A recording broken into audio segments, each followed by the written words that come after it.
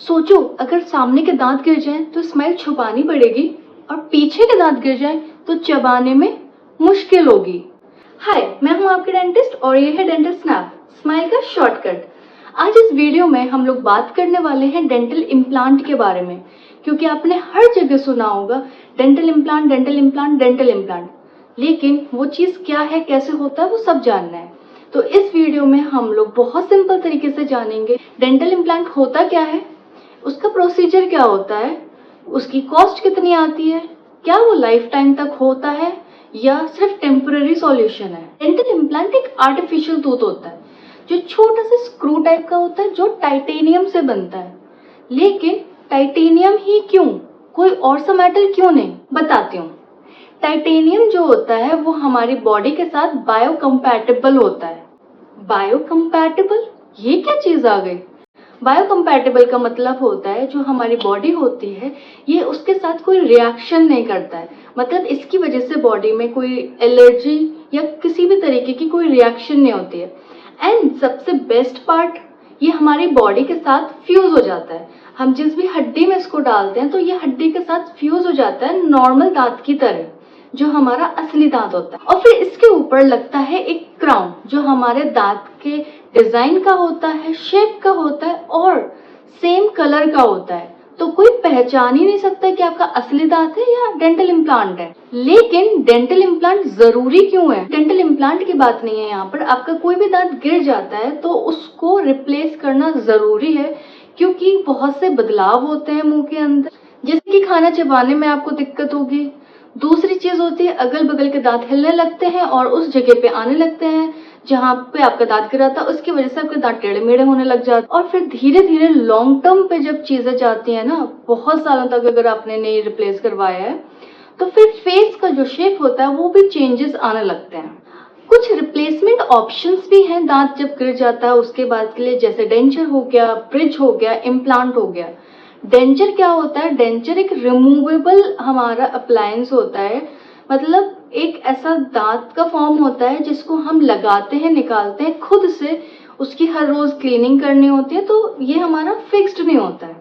उसके बाद फिक्स्ड में आते हैं हमारे ब्रिजेस, कैप्स और हमारा इम्प्लांट। ब्रिजेस क्या होते हैं? ये बहुत अच्छे होते हैं, ये भी स्ट्रॉन्ग होते हैं, बजट फ्रेंडली होते हैं ये, बट इसमें ना सपोर्ट की जरूरत पड़ती है अगल बगल के दांत की, तो ये सिर्फ सिंगल उस पे नहीं चलता है।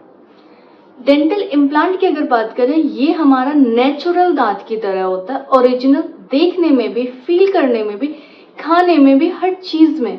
और ये परमानेंट सॉल्यूशन होता है, फिक्स्ड होता है, एक बार लग गया बस। अब इम्प्लांट इतना तो हमने समझ लिया कि हमारे ओरिजिनल दांत की तरह वैसे ही सारी चीजें हो रही हैं, हम खा भी सकते हैं, हम चबा भी सकते हैं, सब कुछ सेम। लेकिन इसका प्रोसीजर क्या है? अब क्या होता है, बहुत से लोग जो अभी तक डेंटल क्लिनिक पे गए नहीं है, उनके दिमाग में हमेशा ये रहता है कि मुझे पता ही नहीं, जब मैं क्लिनिक जाऊंगा तो क्या क्या करवाएंगे, क्या क्या होगा, कितना एक्सपेंसिव होगा। मतलब उनके दिमाग में पहले से एक डर होता है कि पता नहीं डेंटल क्लिनिक पे जाते ही पता नहीं क्या क्या हो जाएगा। तो आज उन चीजों को बहुत क्लियर करेंगे हम लोग कि अगर आपको किसी डेंटल क्लिनिक पे जाना है इम्प्लांट के लिए, तो आप बेफिक्र होके जाएं, क्योंकि आपको पता होगा कि वहां पर क्या क्या होता है। अब इस प्रोसीजर को हम लोग स्टेप बाय स्टेप समझते हैं। तो जब भी आप पहले जाते हैं तो सबसे पहले आपके पूरे मुंह की चेकअप होता है, उसमें देखा जाता है कि आपके मुंह की हेल्थ की हालत क्या है, डेंटल इम्प्लांट लगने लायक है नहीं है। फिर उसके बाद आपका एक एक्सरे करवाया जाता है पूरे मुंह का, जिसमें आपके सारे दांत, सारी हड्डी दिखती है, जिससे हमें ये क्लियर आउट होता है कि जो हड्डी है उसकी क्वालिटी एंड क्वांटिटी कैसी है, क्योंकि उससे बहुत फर्क पड़ता है डेंटल इम्प्लांट लगवाने में। अब अगर नॉर्मल है क्वालिटी क्वांटिटी, बढ़िया, बट अगर कम है क्वांटिटी क्वालिटी, मतलब जितनी हमें हड्डी चाहिए वहां पे उससे कम है, तो कोई दिक्कत की बात नहीं है। ग्राफ्टिंग नाम की एक चीज होती है, ग्राफ्टिंग करके भी वहां पे इम्प्लांट लग सकता है। ये तो हो गया जब आपने कंसल्टेशन करी। अब जब लगना होता है जिस दिन पे, एक्सरे के बाद और प्लानिंग के बाद, तो उस दिन पे क्या होता है, आपके जिस भी एरिया पे लगना है उस पार्ट को सुन कर दिया जाता है थोड़ी देर के लिए, और वहां पे ड्रिल करके इम्प्लांट आपकी हड्डी में डाल दिया जाता है। कोई पेन नहीं होता है, क्योंकि वहां पे एनेस्थीसिया दे रखा होता है। उसके बाद आपको 3 महीने के लिए आपके इम्प्लांट को मुंह में छोड़ दिया जाता है, 3 महीने बाद उसके ऊपर कैप लग जाता है, मतलब जो कि क्राउन होता है। बट आप सोच रहे होंगे 3 महीने के लिए छोड़ क्यों दिया जाता है? 3 महीने के लिए इसलिए छोड़ा जाता है, एक 3 to 6 मंथ्स का एक नॉर्मल टाइम पीरियड होता है जिसमें आपका इम्प्लांट एंड आपकी जो बोन होती है वो फ्यूज हो जाती है। नॉर्मल नेचुरल दांत की तरह बनाने के लिए उसे कुछ टाइम दिया जाता है कि दोनों हड्डी और इम्प्लांट एक दूसरे में फ्यूज हो जाए ताकि वो फिक्स्ड परमानेंट स्ट्रॉन्ग बन सके। बट अब बहुत सारे लोगों के दिमाग में एक क्वेश्चन तो आ रहा होगा, हमने इम्प्लांट भी करवा लिया, हमने सब करवा लिया, बट 3 महीने तक हम बिना दांत के रहेंगे, खाली जगह? नहीं नहीं, परेशान मत हो। इसका टेम्परेरी सॉल्यूशन होता है, कुछ टाइम के लिए आपको टेम्परेरी क्राउन दे देते हैं उस जगह पे। जब आपका 3 मंथ्स कंप्लीट हो जाते हैं तब आपको परमानेंट क्राउन वहां पे लगा दिया जाता है। अब दूसरा सवाल लोगों का होगा, क्या दर्द होता है?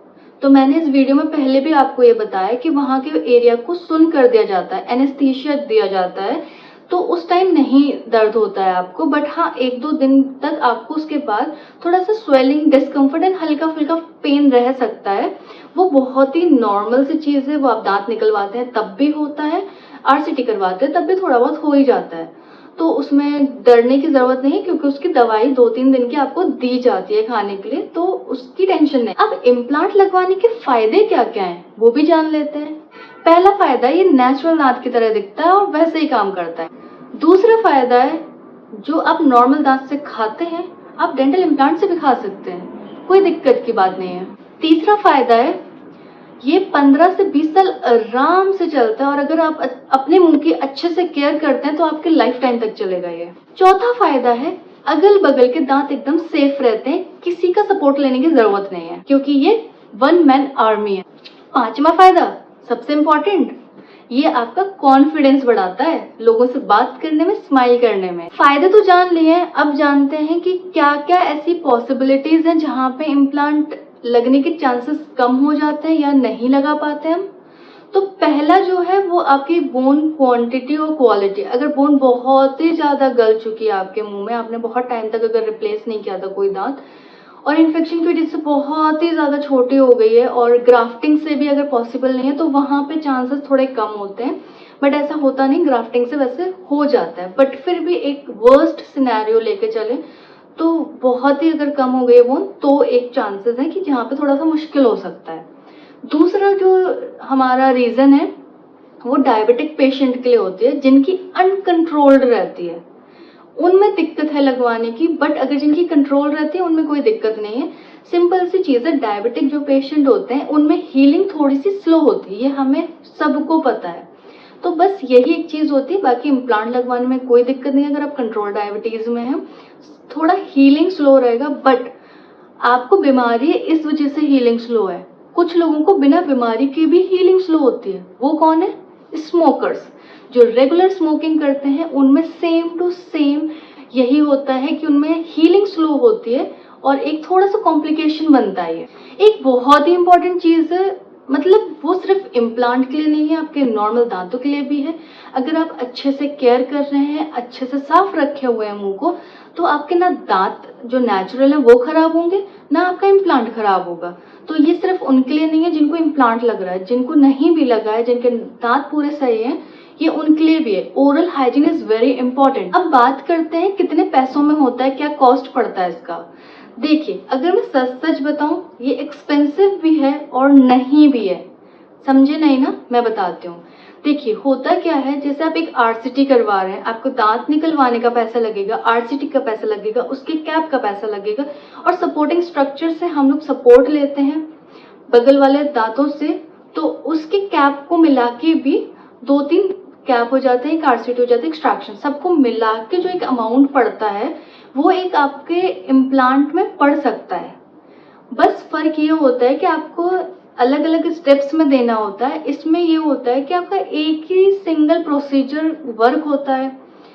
थोड़ा सा देखो मार्जिन आता है चीजों में, थोड़ा सा ही फर्क पड़ेगा, बहुत ज्यादा आप सोचते हैं वैसा नहीं है। इम्प्लांट अगर आपने एक बार लगवा लिया तो आपका फिक्स्ड हो गया, आपका एक इन्वेस्टमेंट हो गया ये।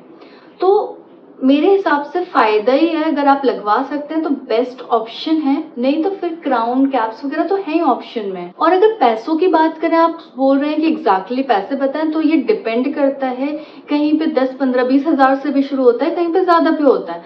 अब मैं इसमें बताती हूँ इसमें फ़र्क कैसे आता है इतने पैसों का।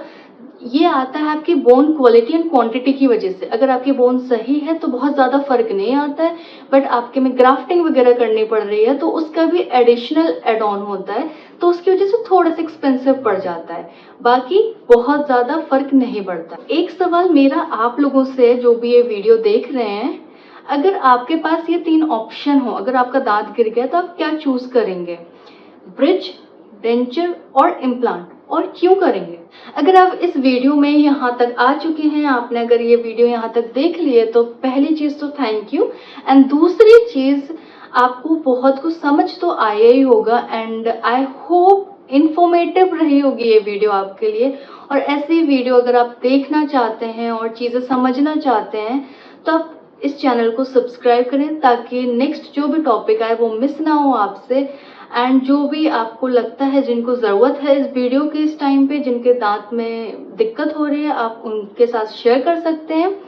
बाकी तब तक हम मिलते हैं नेक्स्ट वीडियो में न्यू टॉपिक के साथ। तब तक खुश रहें, हेल्दी रहें।